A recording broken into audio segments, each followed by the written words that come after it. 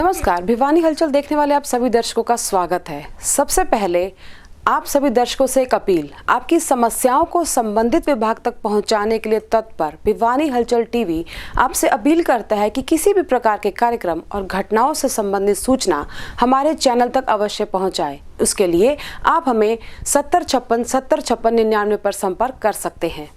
और अब एक नजर आज की हेडलाइंस पर।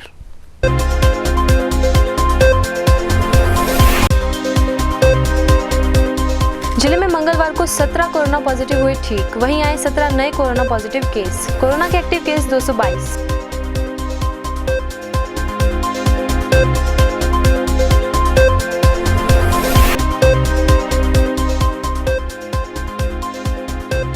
डाक विभाग में मनाया गया विश्व सप्ताह सम्मान दिवस।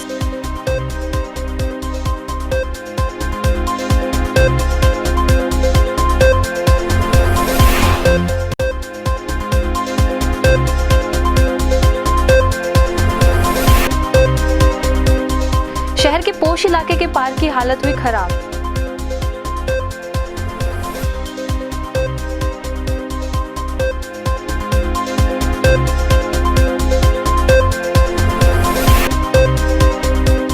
वाल्मीकि समाज द्वारा भिवानी के हुड्डा पार्क में हाथरस मामले को लेकर न्याय की गई मांग।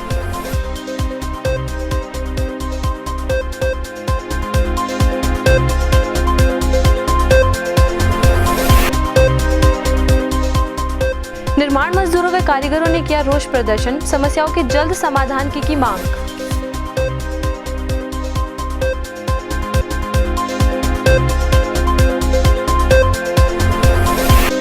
लॉकडाउन के दौरान स्कूलों को हुए नुकसान के लिए मूल्यांकन कमेटी बनाए सरकार। नियम 134A का 500 करोड़ भी जारी करे शिक्षा विभाग, कहना था कुलभूषण शर्मा का।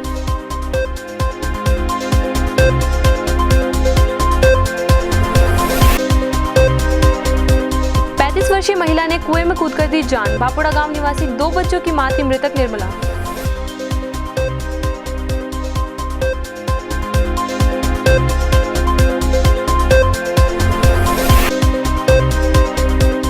त्योहारी सीजन में लोगों के आवागमन को देखते हुए रेलवे प्रशासन ने कुछ ट्रेनों को चलाने का लिया फैसला। समय में नहीं होगा कोई बदलाव।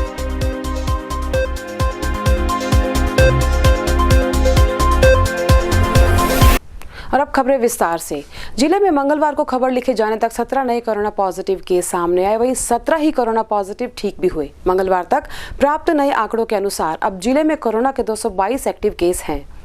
भिवानी जिले में मंगलवार दोपहर तक 17 नए कोरोना पॉजिटिव के केस आए हैं, वहीं 17 कोरोना पॉजिटिव ठीक भी हुए। आपको बता दें कि अब तक जिले में कुल 3161 कोरोना पॉजिटिव हो चुके हैं, जिसमें से 2896 ठीक हो चुके हैं तथा अब जिले में कोरोना के 222 एक्टिव केस हैं। यह कहना था सिविल सर्जन सपना गहलावत का। वहीं उन्होंने जिलेवासियों से अपने स्वास्थ्य का पूरा ध्यान रखने की अपील करते हुए कहा कि अगर किसी भी व्यक्ति को जुकाम, बुखार या गले में तकलीफ होती है तो वह तुरंत डॉक्टर से संपर्क करके अपनी जाँच अवश्य करवाएं। मुंह पर मास्क का प्रयोग करें, वे बार-बार अपने हाथों का अवश्य धोएं। वर्ल्ड फिलेटली डे के अवसर पर विभिन्न स्कूलों के बच्चों ने डाकघर का दौरा किया और संबंधित जानकारी ली। मंगलवार को स्थानीय घंटाघर स्थित डाकघर पहुंचे इन बच्चों को विभाग में होने वाले कार्यों के साथ साथ डाक टिकटों, स्पीड पोस्ट और योजनाओं की जानकारी दी गई। स्थानीय घंटाघर स्थित डाकघर में आज विश्व सप्ताह सम्मान दिवस मनाया गया, जिसके तहत विभिन्न स्कूलों के बच्चों ने डाकघर का दौरा किया और डे के बारे में जानकारी ली, जिसके तहत बच्चों को डाक टिकटों के बारे में जानकारी दी गई तथा डाक विभाग में होने वाले विभिन्न कार्यों की भी जानकारी दी गई। वह बच्चों को बताया गया कि डाक विभाग में अलग अलग कार्य किए जाते हैं, स्पीड पोस्ट, बचत खाता, सुकन्या समृद्धि योजना और भी बहुत सारी योजनाएं जिसमें डाक विभाग अपनी सेवाएं दे रहे हैं। ऑफिस में पहली बार आए हैं, हमें नहीं पता था। सर ने हमें वो स्टैम्प्स के बारे में बताया और कलेक्शंस के बारे में बताया कि हम इनकी कलेक्शन कर सकते हैं और आने वाले फ्यूचर में हम इनके द्वारा अपना बेनिफिट्स भी ले सकते हैं। और मेरे को बहुत अच्छा लगा यहाँ पे आके, मेरे को नॉलेज मिली पोस्ट ऑफिस के बारे में। हम टीचर्स की तरफ से पोस्ट ऑफिस में आए और हमें यहाँ पे आके बहुत सी अच्छी बातें सीखने को मिली और हमने ये सारी बातें पहले नहीं पता था। माय नेम इज़ जविशा, मैं government girls senior secondary school से हूँ। आज मैं फर्स्ट टाइम टीचर्स के द्वारा यहाँ पोस्ट ऑफिस में विज़िट करने आई थी और यहाँ आके पता चला, यहाँ पे सर ने हमें स्टैम्प के बारे में बताया और इनके बताया हमें बाद में हम कभी फ्यूचर में हम इनका यूज़ कर सकते हैं और काफ़ी अच्छा लगा इनसे। फिलाटेलिक दिवस के रूप में मनाई जा रही है। इस अवसर पर भिवानी डिवीज़न की तरफ से व्यापक प्रसार किया जा रहा है ताकि लोग डाक टिकट के बारे में, डाक टिकट की हॉबी के बारे में, फिलाटेलिक जो हॉबी है उसके बारे में ज़्यादा से ज़्यादा जान पाएँ। मैं Swati, NCC officer, government girls senior secondary school Bhiwani. आज हम पोस्ट ऑफिस में अपने कुछ बच्चों को लेके आए थे। उनको जो वर्ल्ड पोस्टल वीक डे चल रहा है उसके बारे में बताने के लिए। बहुत से बच्चे ऐसे होते हैं जिनको जानकारी नहीं होती पोस्ट ऑफिस की या इसके क्या कार्य हैं, क्या स्कीम्स चलती हैं। तो एक विजिट आज हम इसमें पोस्ट ऑफिस में कराने के लिए अपने बच्चों को लेके आए हैं। वहीं हरीश कुमार डाक अधिकारी ने बताया कि डाक विभाग पोस्टल वीक मना रहा है, जिसके तहत 9 अक्टूबर से 15 अक्टूबर तक विभिन्न दिवस मनाए जा रहे हैं। जिसके तहत 12 अक्टूबर को PLI डे मनाया गया था, जिसके तहत विभिन्न गांवों में कैंप लगाए गए और अच्छा कलेक्शन इकट्ठा हुआ था। मनोज भरतवाल, आज हमारे स्कूल के बच्चे जो है उन्होंने वर्ल्ड फिलैटली डे पर पोस्ट ऑफिस को विज़िट किया है और उन्होंने जाना कि भाई किस तरह से जो स्टैम्प कलेक्शन है या फिलैटली है उस हॉबी से हम देश विदेश के बारे में, दूसरे कंट्रीज़ के बारे में कैसे पता कर सकते हैं। और आज का जो टाइम है जिसमें कि बच्चे जो है वो इन चीज़ों से दूर होते जा रहे हैं, वो क्रिएटिव एक्टिविटी से दूर होते जा रहे हैं, तो उस समय में जो फिलैटली की इम्पोर्टेंस है वो और ज़्यादा बढ़ जाती है। My name is Deepika and I am from school Vaish model senior secondary school. आज हमारे स्कूल वालों ने हमें ये अपॉर्चुनिटी दी कि हम वर्ल्ड फिलैटली डे पर पोस्ट ऑफिस विज़िट करें और मुझे यहाँ पर आकर बहुत अच्छा लगा क्योंकि आज हमें बहुत सारी बातों के बारे में जानने को मिला जो मुझे पहले नहीं पता थी। हमें जानने के लिए मिला कि जो पोस्ट ऑफिस के जो स्टैम्प्स होते हैं, पोस्ट स्टैम्प्स होते हैं, उनसे हमें दूसरे कंट्रीज़ के कल्चर और उन्हें इंडिया के कल्चर के जानने में बारे को मिलता है। My name is Jayant, I am from Vaish model senior secondary school. आज हमारे स्कूल ने हमें ये अपॉर्चुनिटी दी थी कि हम लोग यहाँ के मेन पोस्ट ऑफिस में आके यहाँ विज़िट करें। आज हमें यहाँ पे बहुत कुछ जानने को मिला, जैसे कि दुनिया के अलग अलग स्टैम्प्स के बारे में और यहाँ की बहुत सारी स्कीम्स के बारे में जानने को मिला। डाक विभाग पोस्टल वीक मना रहा है दिनांक 9 अक्टूबर 2020 से 15 अक्टूबर 2020। इस वीक के अंदर कल हमारा PLI डे था, जिसके अंतर्गत हमने विभिन्न गांवों में कैंप लगाए, लोगों को PLI और RPLI के बारे में जानकारी दी और हमने अच्छा बिजनेस अर्जित किया। उसके अलावा आज फिलाटेली डे है, इसके अंतर्गत हमारे पोस्ट ऑफिस में विभिन्न स्कूलों से बच्चों ने विजिट किया। उनको हमारे द्वारा माई स्टैम्प की और दूसरी स्टैम्प्स की जानकारी दी गई और जो फिलाटेली स्टैम्प्स है उसके तहत बच्चे दूसरे नॉलेज गेन कर सकते हैं और ये एक हॉबी है जिसके तहत वो अपना विकास भी कर सकते हैं। सेक्टर 13 कहने को शहर का पॉश इलाका, लेकिन इस पॉश इलाके में भी आए दिन कोई ना कोई जन समस्या देखने सुनने को मिल जाती है। इसी सेक्टर 13 की समस्याओं में शामिल है यहाँ के सबसे पुराने और सबसे पहले बने पार्क की हालत, जो कि इस समय बिल्कुल खराब हो चुकी है। 1996 में बने इस पार्क के क्या है ताज़ा हालात, आइए देखते हैं। उल्लेखनीय है कि सेक्टर 13 पार्क नंबर 3 मकान नंबर 2039 के सामने 1996 में सेक्टर 13 का पहला पार्क बना था, जिसकी हालत आज के समय में काफ़ी खस्ता हो चुकी है। वहीं स्थानीय निवासियों का कहना था कि पार्क की 4 दीवारी व लोहे की रैंकिंग बिल्कुल टूट चुकी है तथा पार्क में बने सभी झूले भी टूट चुके हैं, जिससे निरंतर हादसे का खतरा बना रहता है। साथ ही उन्होंने यह भी बताया कि इसकी शिकायत वे MC और चेयरमैन को कर चुके हैं, लेकिन उनके द्वारा अभी तक इस समस्या का कोई समाधान नहीं किया गया है। मैं वीर वाहन सेक्टर 13 निवासी सेक्टर 13 के पार्क नंबर 3 से बोल रहा हूँ। मैं 10 साल से यहाँ रह रहा हूँ। इस पार्क के अंदर जो कुछ किया हुआ है या हमारा खुद का किया हुआ है, सब लोगों ने मिल करके कंट्रीब्यूशन करके हम पौधे वगैरह लगाते हैं। इसकी सारी बाउंड्री वाल जो ग्रिल वगैरह टूटी हुई हैं, कई दफ़ा MC का इवन चेयरमैन के नोज में ला चुके हैं। चेयरमैन ने भी ये कहा है कि टेंडर लगा दिया काम हो जाएगा, पर इस पार्क का कोई मतलब सुधार नहीं हो रहा, न कोई इसकी तरफ ध्यान दे रहा। तो हमारे यहाँ जो दरख्त हैं इतने बड़े बड़े हैं, बिजली बोर्ड से 1-2 दफ़ा रिक्वेस्ट करके हमने कटवाए भी थे, पर अब ये जो ऊंचे दरख्त हैं अगर हम इनको कटवाते हैं तो लाइनों में पड़ेंगे और लाइनें टूटेंगे, फिर बिजली बोर्ड वाले ऑब्जेक्शन करेंगे भी हमारे लाइन तोड़ दिया आपने, इस वजह से भी डर लगता है। तो ये काम प्रशासन ही करवा सकती है बिजली बोर्ड के सहयोग से और कमेटी वगैरह के सहयोग से। तो हमारी रिक्वेस्ट ये है कि इस पार्क को अच्छी तरह मेंटेन किया जाए। झूले जो है ना, 1-2 दफ़ा बच्चे गिर गए थे, लोहे के थे, वो उखाड़ दिए हमने, तो हमारे बस की थी, और ये लगे हुए अब भी लोहे के हैं, और इस पर बच्चे जो झूलते वगैरह तो गिर भी जाते हैं और चोट भी लगती है उनको। मैं चिरंजीव लाल सांवरिया, महासचिव the Bhiwani Urban State Welfare Association Sector 13 Bhiwani. समस्याएं तो यहाँ बहुत सारी हैं, इतनी समस्याएं हैं कि हम गिनाने लगेंगे तो अब गिनाने लगेंगे कि शाम तक भी पूरी नहीं होंगी।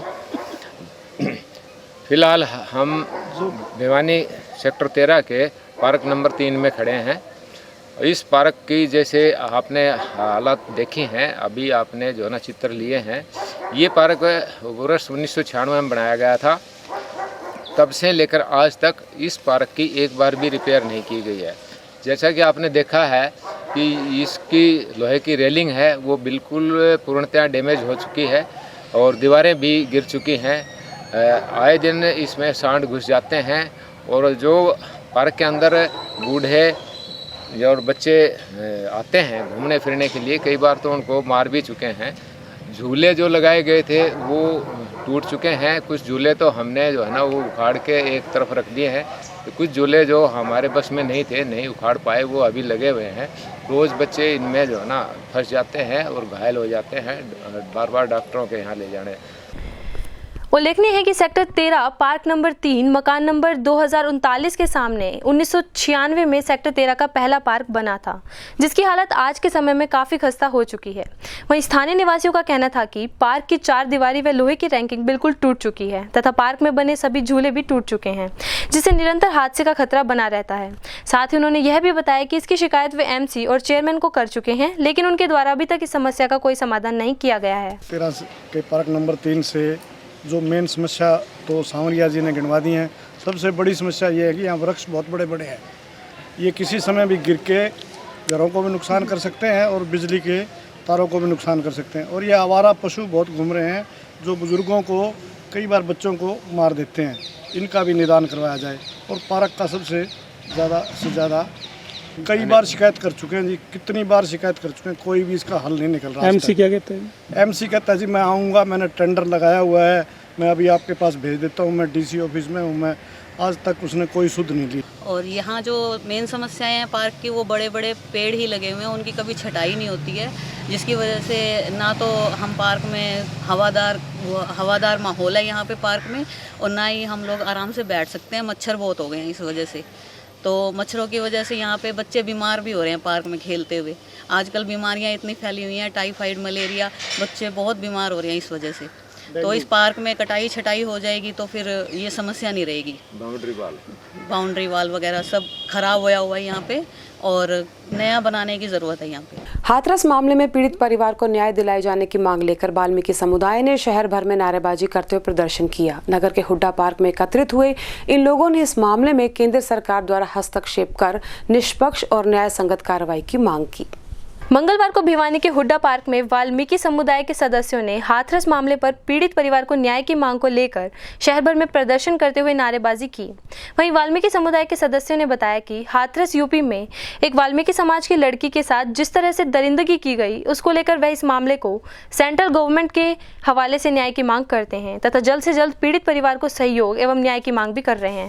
यूपी के हाथरस में जो जघन्य वारदात हुई है, एक देश की बेटी को, मनीषा को, वाल्मीकि समाज से जो संबंध रखती थी, उसके साथ दुष्कर्म किया गया, उसकी हत्या कर दी गई, दरिंदगी की गई।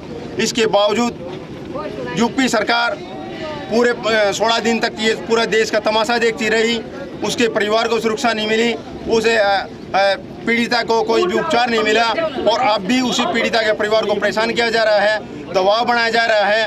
तो हम केंद्र सरकार और महिला आयोग से मांग करते हैं कि इसके हत्यारों को फांसी की सज़ा सुनाई जाए। उनके साथ जो अन्याय किया गया है वो अति निंदनीय है। जब हमने उनको सांत्वना दी है कि आप लोग चिंता ना करें, आपके साथ न्याय होगा, हम अन्याय के खिलाफ लड़ेंगे और समाज में कहीं भी कभी भी इस तरह की कोई बात होती है तो हम सबको एक मिल करके इकट्ठा होकर के काम करना चाहिए।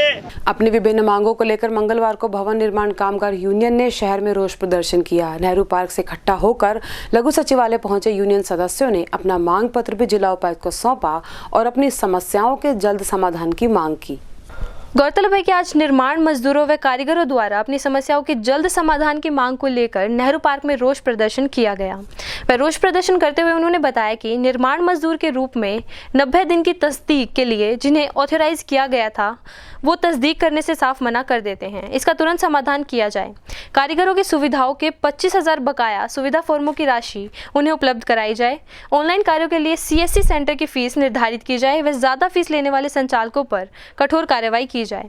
इन्हीं सब मांगों को लेकर आज निर्माण मजदूरों व कारीगरों द्वारा रोष व्यक्त किया गया। भवन निर्माण कामगार यूनियन हरियाणा भिवानी जिला और दादरी जिले का सचिव आज भिवानी और दादरी के निर्माण मजदूर कारीगर प्रदर्शन कर रहे हैं।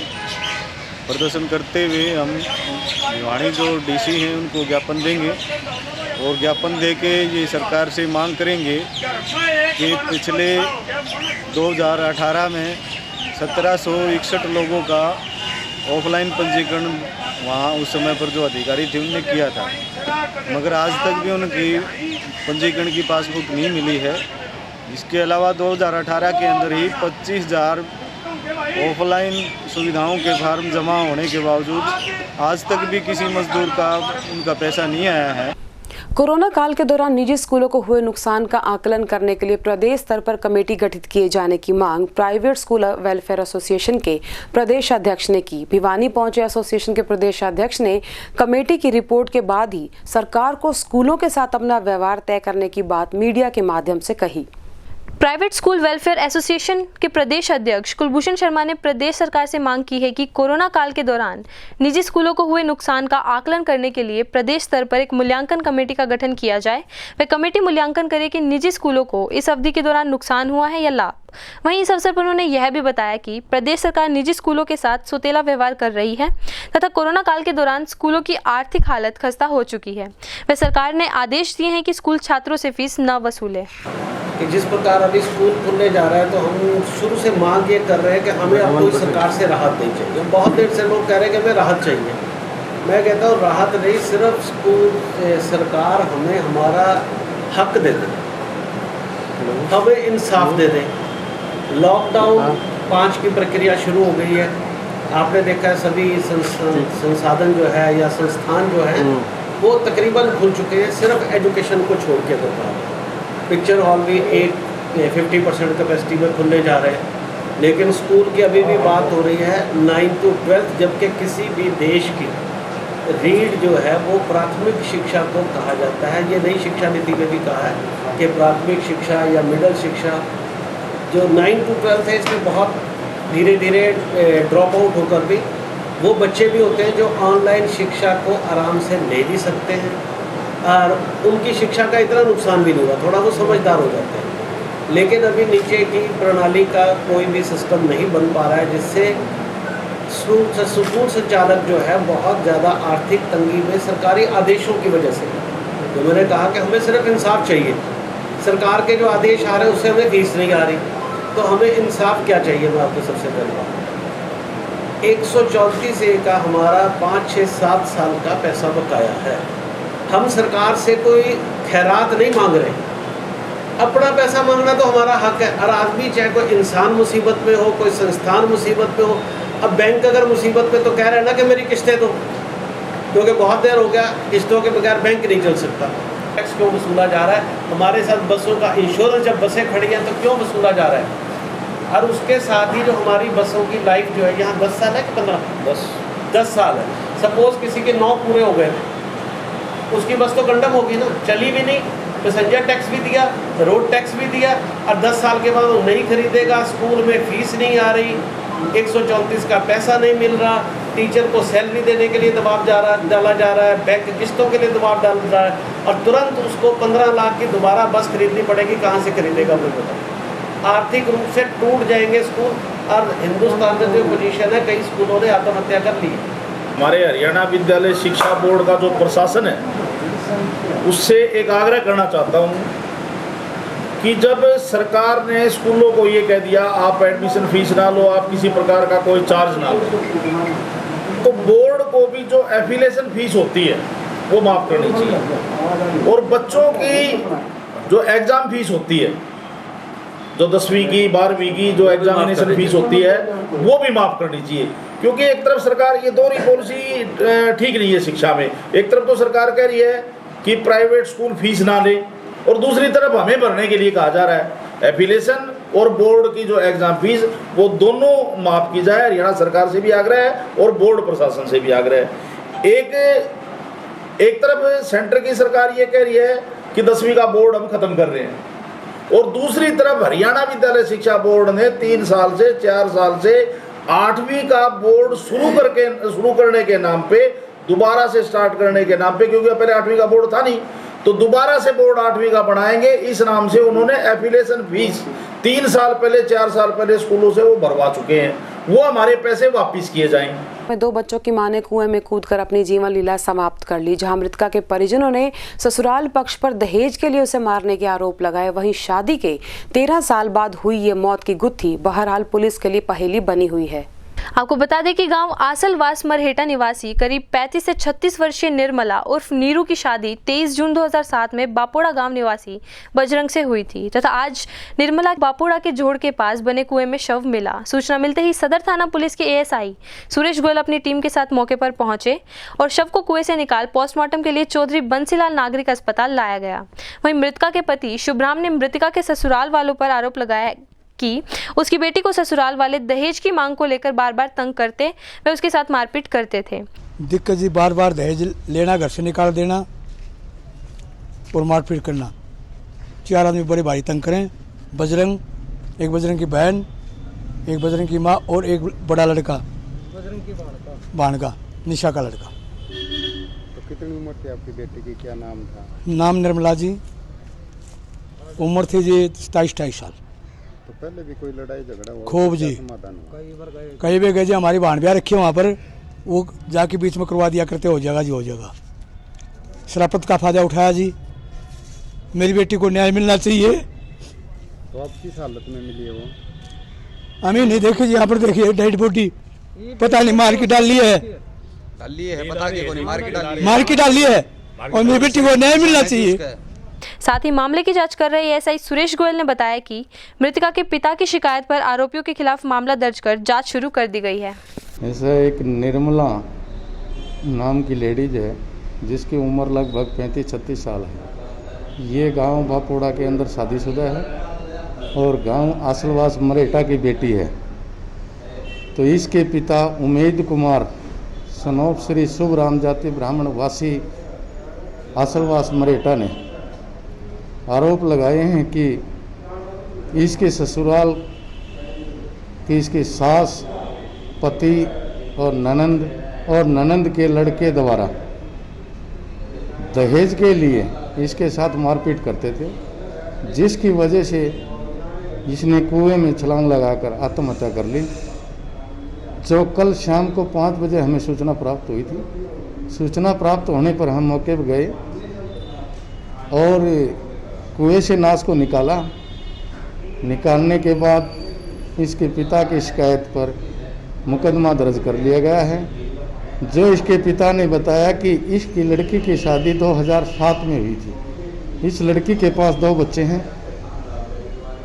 एक बड़ा लड़का 6ठी क्लास में पढ़ता है और छोटा 3री क्लास में पढ़ता है। त्योहारी सीजन में लोगों के आवागमन को ध्यान में रखते हुए रेलवे प्रशासन ने किसान एक्सप्रेस चलाने का निर्णय लिया है। दिल्ली से भटिंडा जाने वाली ये गाड़ी आगामी 15 अक्टूबर से अपने ट्रैक पर फिर से सरपट दौड़ेगी, ताकि त्योहार के मौसम में लोगों को अपने कामों में कोई रुकावट न आने पाए। गौरतलब है कि रेलवे प्रशासन द्वारा त्योहारी सीजन में होने वाली लोगों को आवागमन में असुविधा को देखते हुए 15 अक्टूबर से दिल्ली से भटिंडा को जाने वाली किसान एक्सप्रेस और दिल्ली से श्री गंगानगर इंटरसिटी चलाने का फैसला लिया गया है। वहीं रेलवे अधिकारी का कहना है कि दीपावली के त्योहार तक और ट्रेनें भी चलाई जा सकती हैं। इसी कड़ी में अब रोहतक से 2 और ट्रेनों का संचालन होगा। साथ ही आपको बता दें कि रेलवे ने इन ट्रेनों की समय सारिणी में कोई बदलाव नहीं किया है। मुख्यालय से किसान व श्रीगंगानगर इंटरसिटी 15 अक्टूबर से चलाने के निर्देश आ गए हैं। इसको लेकर स्टेशन पर समुचित व्यवस्थाएं 14 अक्टूबर तक पूरी कर ली जाएंगी। मैं दैनिक जन कल्याण संघ भिवानी का प्रधान हूँ और आम जनता से अपील करता हूँ कि 2 गज की दूरी मास्क जरूरी, कोरोना का जो बचाव रखे ताकि हमारा देश, हमारा परिवार, हमारा शहर सुरक्षित रहे। रेल प्रशासन द्वारा 15 अक्टूबर से जो किसान एक्सप्रेस दी गई है उसके लिए हम रेल प्रशासन का आभार व्यक्त करते हैं। एवं ये खुशियाँ जो है आधी अधूरी है कि भिवानी निवासियों की शीर्षा एक्सप्रेस, जिसमें हजारों डेली पैसेंजर होते हैं जो कि 10-12 हज़ार रुपये की नौकरी करते हैं, दिल्ली बहादुरगढ़, हम सरकार से मांग करते हैं, रेल प्रशासन से मांग करते हैं कि नंबर 1 शीर्षा एक्सप्रेस तुरंत प्रभाव से चलाई जाए एवं नंबर 2 चंडीगढ़ जाने वाली एकता एक्सप्रेस, जिसमें कि चंडीगढ़ जाने के लिए सरकारी कार्यालय के जाने में, हाईकोर्ट जाने के लिए लोगों को बड़ी ज़रूरत होती है और लोग पर्सनल गाड़ी करके जाते हैं जिसका कम से कम 5,000 रुपये खर्चा होता है। वो खर्चा वहन नहीं कर पाता हर आदमी, इसलिए नहीं जा पाता चंडीगढ़। मैं रेल प्रशासन से मांग करता हूँ कि चंडीगढ़ की गाड़ी एवं हरियाणा एक्सप्रेस गाड़ी शीघ्र चलाई जाए। बुलेटिन के अंत में एक बार फिर से नजर अब तक की तमाम खास खबरों पर।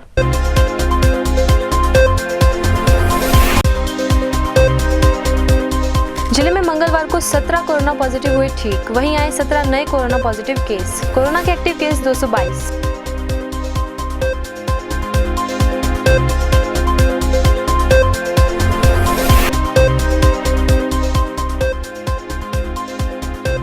डाक विभाग में मनाया गया विश्व सप्ताह सम्मान दिवस।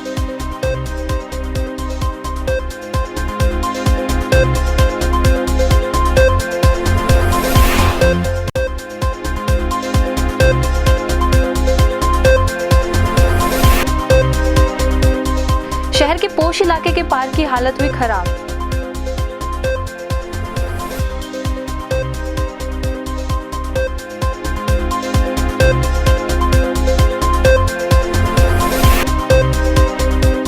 वाल्मीकि समाज द्वारा भिवानी के हुड्डा पार्क में हाथरस मामले को लेकर न्याय की गई मांग।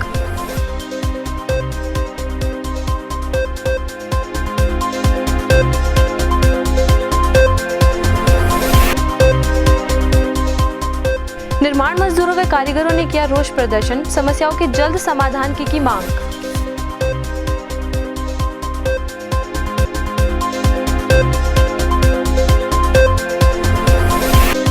लॉकडाउन के दौरान स्कूलों को हुए नुकसान के लिए मूल्यांकन कमेटी बनाए सरकार। नियम 134A का 500 करोड़ भी जारी करे शिक्षा विभाग, कहना था कुलभूषण शर्मा का।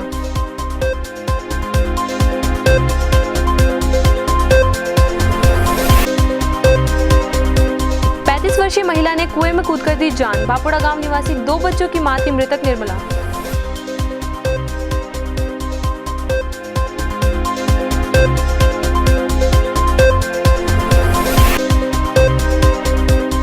त्योहारी सीजन में लोगों के आवागमन को देखते हुए रेलवे प्रशासन ने कुछ ट्रेनों को चलाने का लिया फैसला। समय में नहीं होगा कोई बदलाव।